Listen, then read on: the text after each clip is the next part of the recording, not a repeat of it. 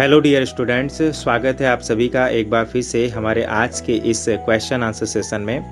प्यारे बच्चों, आज हम रेनबो क्लास 6 के दूसरे चैप्टर शेयरिंग एंड केयरिंग का क्वेश्चन आंसर कवर करेंगे। आपको बताना चाहेंगे कि आपके इस चैप्टर का हिंदी अनुवाद और इसका भावार्थ हमने अपनी पहले वाली वीडियो में कवर कर लिया था, जो कि हमारे चैनल की प्लेलिस्ट में मौजूद है। जिन बच्चों ने अभी तक उस वीडियो को नहीं देखा है तो सबसे पहले वे उस वीडियो को निश्चित रूप से जाकर के हमारे चैनल की प्लेलिस्ट में देख लें, तभी आप इस चैप्टर के क्वेश्चन आंसर सेशन को अच्छी तरह से समझ पाएंगे। तो चलिए शुरू करते हैं आज का हमारा क्वेश्चन आंसर सेशन। प्यारे बच्चों, आपकी बुक में कुछ वर्ड मीनिंग्स दी गई हैं, न्यू वर्ड्स दिए गए हैं, तो हम सबसे पहले इसे देख लेंगे, उसके बाद हम अपने कॉम्प्रिहेंशन क्वेश्चन की तरफ आगे बढ़ेंगे। वैसे हमने इस चैप्टर को पढ़ाते समय एक एक वर्ड को अच्छी तरह से डिफाइन किया था, उसकी मीनिंग्स आपको क्लियर कराई थी, तो मुझे नहीं लगता कि आपको बहुत ज़्यादा इसकी वर्ड मीनिंग्स को बताने की ज़रूरत है। फिर भी आपके चैप्टर में जो न्यू वर्ड्स दिए गए हैं, एक बार हम सरसरे तौर पर इसे देख लेते हैं। तो हमारा पहला वर्ड है all day long, ALLDAYLONG। All day long का मतलब होता है दिन भर। Drive away, DRIVEAWAY। Drive away का मतलब है भगाना या दूर हटा देना। RUDE, RUDE। RUDE का मतलब होता है अशिष्ट या फिर रूखा स्वभाव जिसका हो, उसको भी हम RUDE कहते हैं। Harmony, HARMONY। हार्मनी का मतलब होता है तालमेल, जैसे आपस में सामंजस्य बना करके रहना, हम इसी चीज़ को कहते हैं हार्मनी। या फिर इसका एक और इंग्लिश वर्ड होता है बेनोवलेंसी, भाईचारा। तो यही है हमारा शब्द हार्मनी का मतलब है तालमेल बना करके रहना। Daemon, DEMON। डेमन का मतलब होता है राक्षस। Rolled down, ROLLED DOWN। Roll down का मतलब होता है लुढ़कना।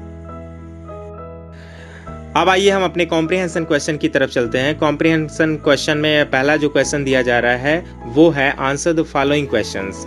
निम्नलिखित प्रश्नों के उत्तर दीजिए। अब इसके अंतर्गत क्वेश्चन नंबर ए है what did the mango tree and the banyan tree do all day long. अर्थात आम का पेड़ और बरगद का पेड़, ये दोनों दिन भर क्या करते थे।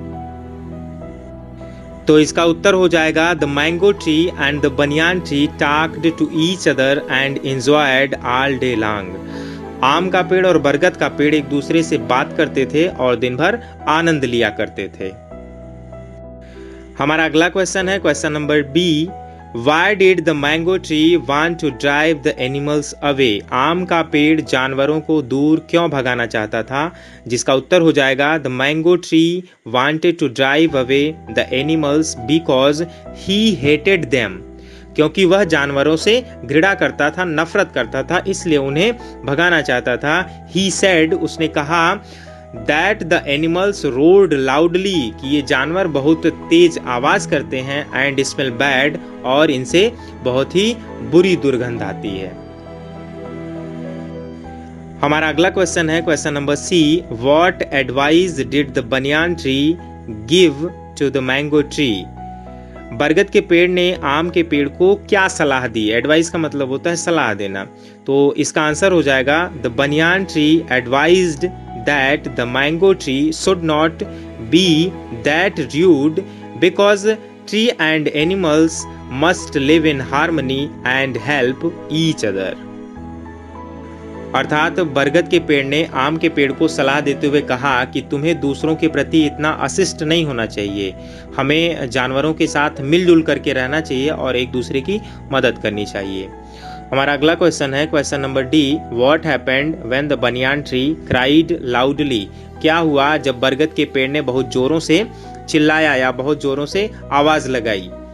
तो इसका आंसर हो जाएगा when the banyan tree cried loudly, जब बरगद का पेड़ बहुत तेजी से चिल्लाया, his voice was heard by the wild animals, तब उसकी आवाज को जंगली जानवरों द्वारा सुना गया, and they rushed towards it, और वे उसी की तरफ भागे, अर्थात भाग करके जानवर बरगद के पेड़ की तरफ आ गए।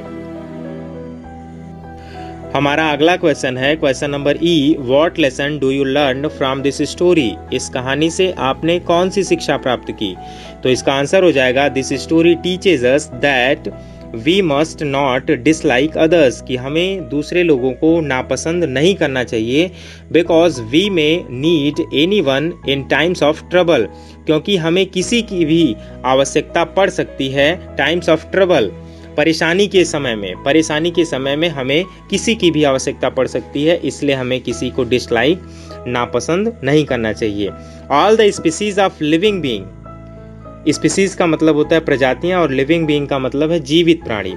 तो जीवित प्राणी की सभी प्रजातियां आर इंटरडिपेंडेंट, आश्रित हैं ऑन ईच अदर, एक दूसरे पर, and must live in harmony, और उन्हें तालमेल बना करके रहना चाहिए। अर्थात हर जीवित प्राणी की जो प्रजातियां हैं वह एक दूसरे पर आश्रित हैं, इसलिए हमें एक दूसरे के साथ तालमेल बना करके रहना चाहिए।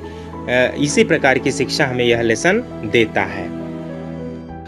तो प्यारे बच्चों, इस तरह से कॉम्प्रिहेंशन क्वेश्चन के अंतर्गत पहला क्वेश्चन हमारा कंप्लीट होता है। चलिए हम दूसरे क्वेश्चन की तरफ चलते हैं। हमारा दूसरा क्वेश्चन है mark tick for the correct statement and cross for the incorrect statements, अर्थात सही जो स्टेटमेंट है, जो कथन है, उसके सामने हमें सही का निशान लगाना है और गलत कथन के सामने हमें क्रॉस कर देना है, गलत का निशान लगा देना है। तो इसमें हमारा पहला जो कथन है, the banyan tree wanted to drive the animals away, बरगद का पेड़ जानवरों को दूर भगाना चाहता था। ये बात सही है या गलत है? तो ये बात पूरी तरह से गलत है, क्योंकि बरगद का पेड़ नहीं बल्कि आम का पेड़ जानवरों को दूर भगाना चाहता था, इसलिए हम यहाँ पे क्रॉस का चिन्ह बनाएंगे, गलत का निशान लगाएंगे। हमारा अगला जो कथन है वो है there was a demon in the mango tree, आम के पेड़ पर एक शैतान रहता था, एक राक्षस रहता था। क्या ये बात सही है? जी नहीं, ये बात बिल्कुल गलत है, इसलिए हम इसके आगे भी क्रॉस का निशान लगाएंगे, गलत का निशान लगाएंगे। हमारा जो अगला क्वेश्चन है वो है two farmers came to the forest, दो किसान जंगल में आए। क्या ये बात सही है? दो किसान जंगल में आए थे? नहीं, दो किसान नहीं बल्कि दो लकड़हारे जंगल में आए थे, इसलिए ये कथन भी गलत है और हम इसके सामने भी क्रॉस का निशान लगाएंगे। हमारा आखिरी वाला कथन है trees and animals need each other, पेड़ पौधे और जानवरों को एक दूसरे की आवश्यकता है। तो क्या ये बात सही है? जी हाँ, ये बात बिल्कुल सही है। पेड़ पौधे हों, जानवर हों या मानव जाति हो, हर एक व्यक्ति को एक दूसरे की आवश्यकता होती है, इसलिए ये कथन हमारा बिल्कुल सही है और हम इस कथन के आगे सही का निशान लगाएंगे। चलिए हम अपने अगले क्वेश्चन की तरफ चलते हैं। अगला क्वेश्चन है हमारा वर्ड पावर के अंतर्गत, जिसमें क्वेश्चन दिया जा रहा है choose the words from the box, शब्दों को बॉक्स में से चुनिए, विच मीन्स द सेम, जिसका मतलब समान है, one is done for you, और एक आपके लिए ऐसा किया गया है। तो आपको शब्दों का चुनाव करना है जिसकी की मीनिंग समान होने चाहिए, अर्थात ये जो क्वेश्चन है आपका वन वर्ड सब्स्टिट्यूशन के अंतर्गत आता है, यानी कि सही वाक्य के लिए एक शब्द का चुनाव आपको करना है। तो हमारा जो पहला वाक्य आता है वो है सिचुएशन कॉजिंग प्रॉब्लम। तो ऐसी परिस्थितियां जो कि समस्याओं को जन्म देती हैं या जो समस्याओं का कारण बनती हैं, तो इसे हम क्या कहते हैं? तो हम इसे कहते हैं ट्रबल। ट्रबल का मतलब होता है परेशानी। अगला जो वाक्य है living together in a friendly manner, living together साथ साथ रहना, इन अ फ्रेंडली मैनर। फ्रेंडली का मतलब होता है मित्रवत और मैनर आचरण। मित्रवत आचरण के साथ साथ साथ रहना क्या कहलाता है? उसका जो मतलब है वो है हार्मनी। हार्मनी का ही मतलब होता है कि हमें तालमेल बना करके रहना या भाईचारा के साथ रहना, जैसा कि इस चैप्टर को पढ़ाते समय हमने बताया था। तो यहाँ पे हम भरेंगे हार्मनी। हमारा अगला जो वाक्य है वो है एनीथिंग डन इन हरी। हरी का मतलब होता है जल्दबाजी में। जल्दबाजी में कोई भी कार्य अगर किया गया तो उसको हम क्या कहते हैं? रश्ड कहते हैं उसको। रश्ड का मतलब होता है बहुत तीव्र गति से किसी कार्य को करना या हड़बड़ाहट में किसी कार्य को करना। अगला जो वाक्य है शोविंग काइंडनेस टू अदर्स, दूसरों के प्रति दया दिखाना क्या कहलाता है? केयरिंग कहलाता है। केयरिंग का मतलब ही होता है ध्यान देना, एक दूसरे का ख्याल रखना। अगला जो वाक्य है डिवाइडिंग समथिंग, किसी चीज को बांटना, between two or more people, दो या दो से अधिक लोगों के बीच में, दो या दो से अधिक लोगों के बीच में किसी भी चीज को बांटना क्या कहलाता है? तो प्यारे बच्चों ये होता है शेयरिंग। शेयरिंग का ही मतलब होता है बांटना। तो इस तरह से हमारा ये क्वेश्चन भी कंप्लीट होता है। चलिए हम लैंग्वेज प्रैक्टिस की तरफ चलते हैं। लैंग्वेज प्रैक्टिस के अंतर्गत जो हमारा क्वेश्चन दिया जा रहा है वो है frame questions and their answers. प्रश्नों का निर्माण करिए और उनके उत्तरों का भी with the help of the table given below, नीचे दी गई तालिका की सहायता से। नीचे दी गई तालिका की सहायता से आपको प्रश्न भी बनाने हैं और उसका उत्तर भी देना है। तो चलिए हम देख लेते हैं इसको। इस तालिका में कुछ शब्द दिए गए हैं, जैसे वॉज है, वर है, the, duster, glass, books, pens, on the table, yes it was, no it was not, yes they were, no they were not. तो इस तरह के कुछ वर्ड्स दिए गए हैं। इन्हीं वर्ड्स की सहायता से और इस तालिका के डिवाइडेशन की सहायता से आपको प्रश्नों का निर्माण करना है और उसका उत्तर भी दे देना है।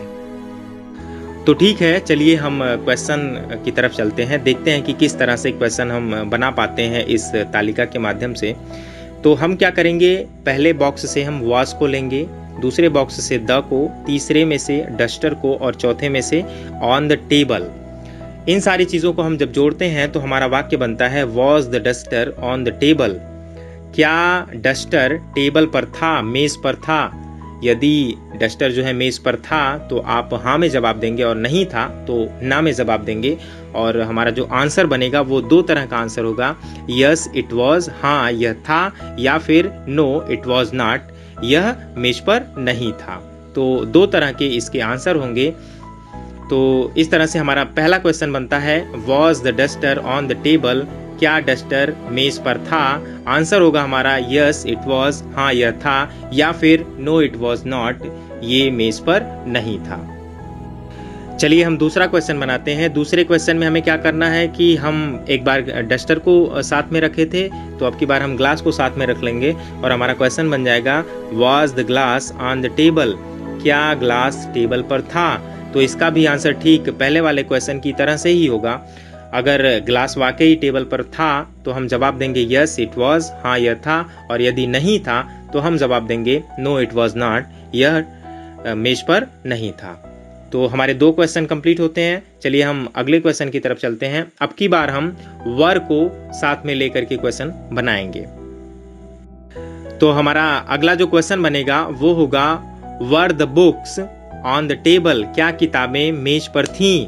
अब देखिए वर का प्रयोग क्यों हुआ है इस बात को थोड़ा सा भी जान लीजिए, क्योंकि यहाँ पे जो बुक्स शब्द है वो प्लूरल नंबर है, ठीक है, बहुवचन में है। तो इसीलिए जो है वाज के बजाय वर का प्रयोग हुआ है और हमारा जो क्वेश्चन बन रहा है वो है were the books on the table, क्या किताबें मेज पर थीं? और यदि इसका जवाब हाँ में है तो हम उत्तर देंगे यस दे वर, हाँ वे थीं, वे किताबें जो है टेबल पर मेज पर थीं। और यदि नहीं थी तो हम आंसर देंगे नो दे वर नॉट, नहीं ये किताबें मेज पर नहीं थी। ठीक उसी प्रकार से हमारा एक और क्वेश्चन बनेगा जिसमें हम पेन्स को एक साथ रखेंगे। तब हमारा क्वेश्चन जो बनेगा वो होगा were the pens on the table, क्या कलमें, जो कलम होती है उसी को हम पेन्स कहते हैं, तो क्या कलमें जो है वो टेबल पर थी, मेज पर थी? यदि ऐसा था तो आप जवाब देंगे यस दे वर, हाँ वे थी, और अगर वे नहीं थी तो हम जवाब देंगे नो दे वर नॉट, नहीं वे कलमें मेज पर नहीं थी। तो प्यारे बच्चों इस तरह से हमारा ये क्वेश्चन भी यहीं समाप्त होता है। चलिए हम अगला क्वेश्चन देखते हैं। अगला क्वेश्चन जो है वो है लेट्स रीड के अंतर्गत, चलो पढ़ें। अब आपको क्या पढ़ना है, देखिए क्या दिया गया है, read the poem and follow it in your life. आपको इस कविता को पढ़ना है और इस कविता में जो जो बातें कही गई हैं उन बातों को आपको अपने जीवन में उतारना है। इन्हीं बातों को आप अपने जीवन में फॉलो करेंगे, इसी का अनुकरण करेंगे। तो ये आपका काम है, ये आपके लिए होमवर्क रहेगा और उम्मीद है कि आप अपने होमवर्क को बड़ी ही ईमानदारी के साथ करेंगे। तो इन्हीं सारी बातों के साथ आज का हमारा ये क्वेश्चन आंसर सेशन यहीं समाप्त होता है। हम आपसे मिलेंगे अगले वीडियो में और हमारा अगला जो वीडियो होगा वो होगा आपके बुक के तीसरे चैप्टर पर, जिसका टाइटल होगा द मैजिक शो। तो प्यारे बच्चों, इन्हीं सारी बातों के साथ आप हमें दीजिए इजाज़त। मिलेंगे आपसे अगले वीडियो में, तब तक के लिए गुड बाय।